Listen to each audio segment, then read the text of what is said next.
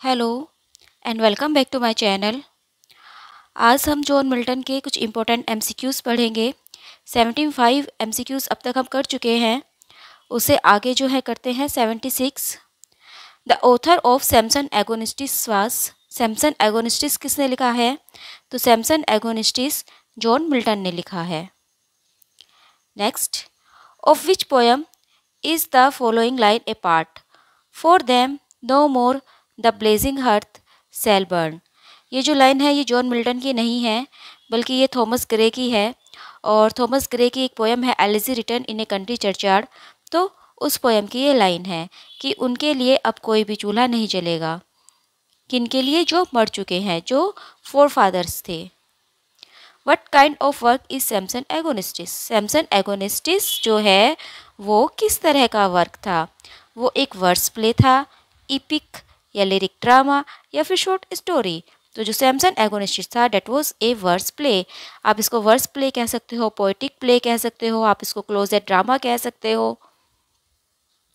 Milton थे N Elizabethan poet, ए belated Elizabethan poet, ए Jacobian poet, या एक क्लासिकल पोइट?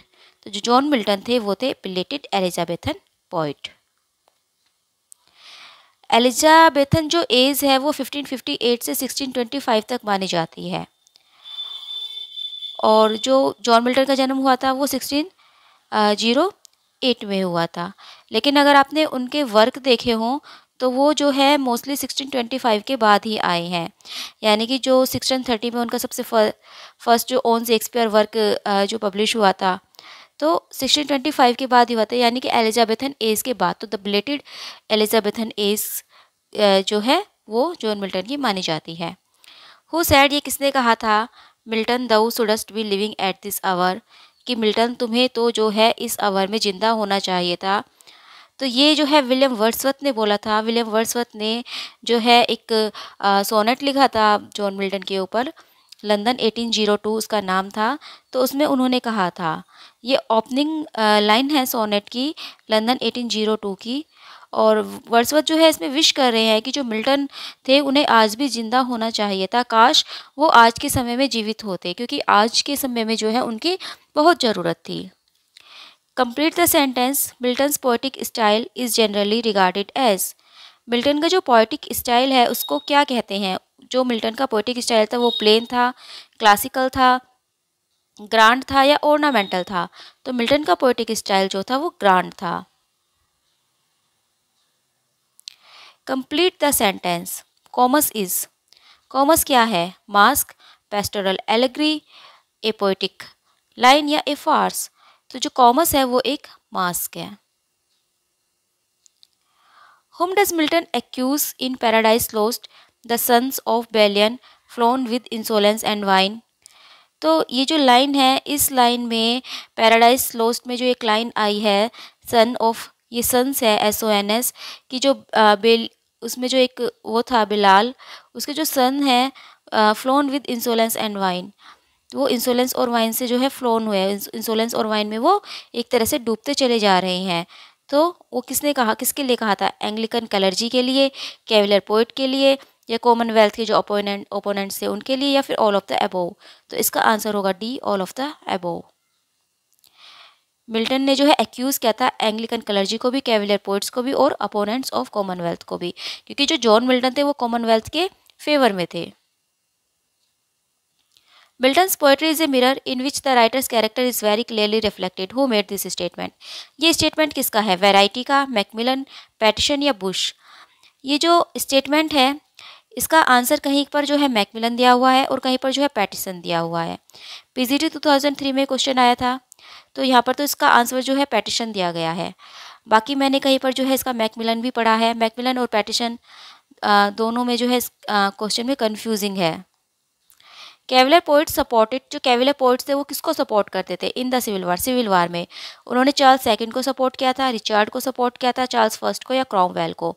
तो अगर आपको याद हो जब सिविल वार हुआ था तो उस वक्त जो है चार्ल्स फर्स्ट जो है वो राजा थे, और जो क्रॉमवेल थे वो जो है उसने अपनी सेना लेकर जो है चार्ल्स फर्स्ट के ऊपर अटैक किया था। इन दोनों में लड़ाई हुई थी और चार्ल्स फर्स्ट का फिर एसेनेशन कर दिया गया था। तो जो कैवलर पोइट्स थे वो सपोर्ट करते थे चार्ल्स फर्स्ट को।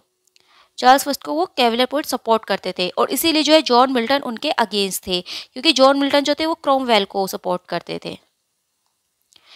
द कैवलर पोइट्स जो है एक स्कूल ऑफ इंग्लिश पोइट्स था 17th सेंचुरी का, और that come from the classes that supported King Charles first, जिसने चार्ल्स फर्स्ट को सपोर्ट किया था 1642 से 1651 में जो सिविल वार हुआ था। Conceit and wit are the features of, conceit और विट किसके फीचर्स कहे जाते हैं? कौन सी पोइट्री के जो है फीचर्स कंसीट एंड विट कहे जाते हैं? तो ये कहे जाते हैं मेटाफिजिकल पोइट्री के, metaphysical. Which of the following significant event happened in 1642? 1642 में निम्न में से जो है कौन सा इवेंट हुआ था? Execution of Charles first, invasion of Ireland by Cromwell, theatres were closed, या Cromwell was succeeded by Richard. तो 1642 में जो है थिएटर्स को क्लोज कर दिया गया था। जो प्यूरिटन्स थे उन्होंने थिएटर को क्लोज कर दिया था। एक सिग्निफिकेंट इवेंट था, सितंबर 1642 में ये हुआ था। 6 सितंबर 1642 को जो थिएटर्स थे वो क्लोज कर दिए गए थे by parliament as civil war broke out, क्योंकि जो सिविल वार है वो स्टार्ट हो गया था। The restoration period was influenced by, जो रेस्टोरेशन पीरियड था वो किससे इन्फ्लुएंस था? French dramatist, the dramatist of England, Italian dramatist, या ग्रीक ड्रामेटिस्ट। तो जो रेस्टोरेशन पीरियड था उसमें जो है फ्रेंच ड्रामेटिस्ट का बहुत ज़्यादा इन्फ्लुएंस था। कनग्रीव ट्राइड हिज हैंड एट, कनग्रीव ने जो है किस तरह की कॉमेडीज़ लिखी हैं? Romantic comedies, comedies of humours, comedies of manners, या फार्सेस। तो जो कनग्रीव है उन्होंने लिखी है कॉमेडीज़ ऑफ मैनर्स, और कॉमेडीज़ ऑफ ह्यूमर्स किसने लिखी है? बेन जॉनसन ने, और रोमांटिक कॉमेडीज विलियम शेक्सपियर ने। विलियम कनग्रीव जो है एक इंग्लिश ड्रामेटिस्ट थे who shaped me English comedy of manners through his brilliant comic dialogue, his satirical portrait of the war of the sexes, and his ironic stupidity of the affection of his age। यानी कि जो William कनग्रीव थे वो एक English dramatist थे जिन्होंने shape किया था इंग्लिश कॉमेडी ऑफ मैनर्स को। इंग्लिश कॉमेडी ऑफ मैनर्स को उन्होंने एक शेप दी थी अपने ब्रिलियंट कॉमिक डायलॉग से, जो उनके डायलॉग्स थे। और उन्होंने मतलब जो उनका पोर्ट्रेल था, जो सैटाइकल पोर्ट्रेल उन्होंने रखा था of the war of the sexes and his, तो वो क्या था? वो उनका आयरोनिक था। आयरनी जो है उन्होंने बहुत ज़्यादा यूज़ की है। और उनके जो कुछ मेजर प्ले हैं, that is the old bachelor 1693 में ही आया था। डबल डीलर जो है 1693 में ही आया था। Love for love, the way of the world, तो ये सब जो है उनके कुछ मेन प्ले हैं। पोइटिक जस्टिस जो है एक टर्म है किसने कॉइन की थी? Samuel Johnson, Geoffrey Leech, John Dryden, या थॉमस राइमर। तो ये जो है थॉमस राइमर ने कॉइन की थी। English literary critic and historian Thomas Rymer जो थे उन्होंने पोइटिक जस्टिस को कॉइन किया था। अब कौन से ऐसे में उन्होंने यूज़ किया था? उन्होंने यूज़ किया था the tragedies of the last age considered. 1678 में जो ये उनका वर्क आया था the tragedies of the last age considered, इसमें उन्होंने पोइटिक जस्टिस जो है ये टर्म यूज़ की थी। पोइटिक जस्टिस का मतलब जो है इंग्लिश लिटरेचर में वो है ये है कि आउटकम क्या होता है, मतलब आउटकम जब आता है किस चीज़ का, जैसे अगर वाइस है यानी कि बुराई है तो उसको पनिशमेंट मिलेगी, और जो वर्च्यू है यानी कि जो अच्छाई है उसको रिवॉर्ड मिलेगा, उसको इनाम मिलेगा। तो ये जो है पोइटिक जस्टिस है, यानी कि अच्छे के साथ अच्छा और बुरे के साथ बुरा। तो इसको जो है पोइटिक जस्टिस को पोइटिकल जस्टिस भी कहते हैं, और राइमर ने जो है इसको कॉइन किया था। Heroic drama was a form mainly specific to, जो हीरोइक ड्रामा एक फॉर्म है वो कौन से पीरियड में यूज़ की गई थी? Anglo Saxon heroic period, romantic period, restoration period, या एलिजाबेथन पीरियड। तो ये मेनली जो है स्पेसिफिक थी रेस्टोरेशन पीरियड के लिए। Restoration period called so because it relates with the time. Restoration period जो है मतलब इसलिए कहा जाता है क्योंकि रेस्टोरेशन पीरियड का नाम किस लिए पड़ा था? वो इसलिए पड़ा था क्योंकि जब किंग चार्ल्स सेकंड थे उन्होंने जो है इंग्लिश थ्रोन पर वो बैठे थे 1660 में। इससे पहले आपने देखा होगा कि चार्ल्स फर्स्ट थे, लेकिन चार्ल्स फर्स्ट का जो है 1649 में असैसिनेशन हो गया था, यानी कि उनको जो है गद्दी से उतार दिया था और उनको हैंग कर दिया गया था। उसके बाद जो है कॉमनवेल्थ पीरियड इंग्लैंड में रहा था 1660 तक, और 1660 में जो है चार्ल्स सेकंड को बुलाया गया था ताकि वो दोबारा राजगद्दी पर बैठे। तो एक तरह से जो है रिस्टोर उनका हुआ था, मोनार्की का जो है वो रिस्टोर हुआ था, क्योंकि बीच में जो है इतने सालों तक मोनार्की नहीं थी। कॉमनवेल्थ पीरियड जो है इंग्लैंड में रहा था, कोई राजा वहाँ पर नहीं था, सिर्फ जो पार्लियामेंट थी वही कंट्री को चलाती थी। और ये जो पीरियड था, इस पीरियड में जो है दो प्रकार के डेवलपमेंट लिटरेचर में हुए थे। एक तो हीरोइक प्ले और कॉमेडी ऑफ मैनर्स। और जो चीफ प्रोटैगोनिस्ट है हीरोइक ट्रेजेडी के, वो ड्राइडन कहे जाते हैं। और ड्राइडन ने जो है हीरोइक ट्रेजेडी लिखी है, और उनकी लीडरशिप में जो है हीरोइक ट्रेजेडी ने डोमिनेट किया था स्टेज को 1660 से 1678 तक, यानी कि 1660 से 1678 ईस्वी तक जो है हीरोइक ट्रेजेडी लिखी गई थी। और ट्रेजेडी में जो है रिस्टोरेशन पीरियड जो है स्पेशलाइज था हीरोइक ट्रेजेडी में, और जिसमें एपिक मैग्नीट्यूड की थीम को डील किया जाता था। Who among the following was the first poet laureate officially appointed by the British sovereign? सबसे पहला पोइट लोरेट जो कि ऑफिशियली था। वैसे तो जो सबसे पहला पोइट लोरेट थे वो थे बेन जॉनसन, लेकिन वो अनऑफिशियल थे। सबसे पहला जो ऑफिशियली पोइट लोरेट अपॉइंट किए गए थे दैट वाज ड्राइडन। ड्राइडन जो है सबसे पहले ऑफिशियल अपॉइंटेड पोइट लोरेट थे। किंग चार्ल्स सेकंड जो है उन्होंने जॉन ड्राइडन को ऑफिशियल टाइटल दिया था पोइट लोरेट का और हिस्टोग्राफी रॉयल का।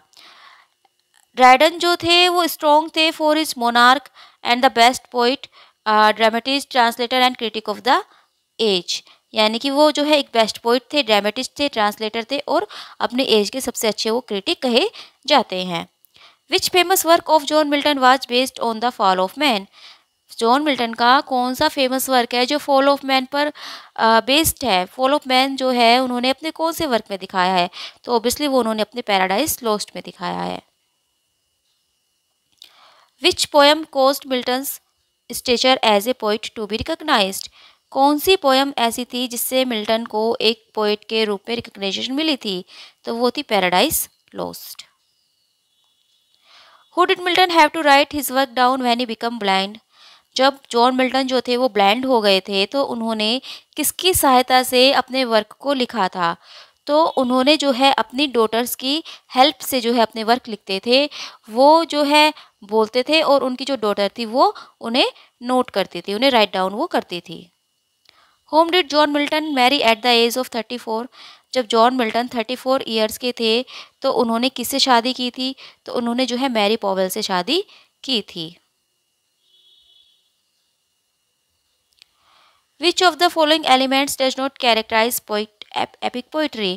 इनमें से कौन सी ऐसी चीज है जो कि एपिक पोइट्री को कैरेक्टराइज नहीं करती?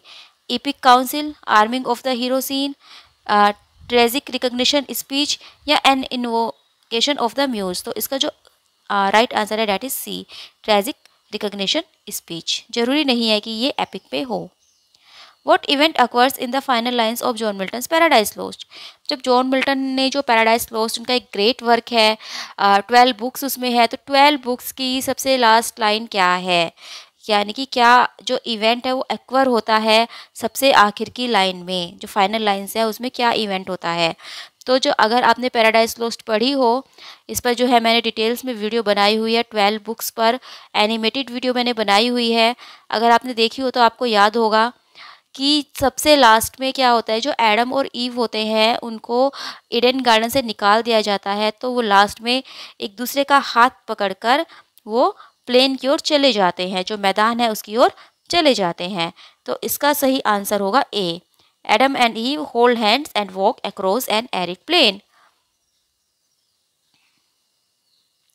The English civil war was waged between what two political groups?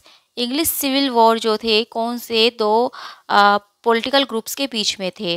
Royalist और monarchist, royalist and parliamentarians, parliamentarians and round heads, anarchist and royalist. तो ये थे रॉयलिस्ट और पार्लियामेंट्स के बीच में। जो रॉयलिस्ट थे और पार्लियामेंटेरियंस थे उनके बीच में जो है इंग्लिश सिविल वॉर हुआ था।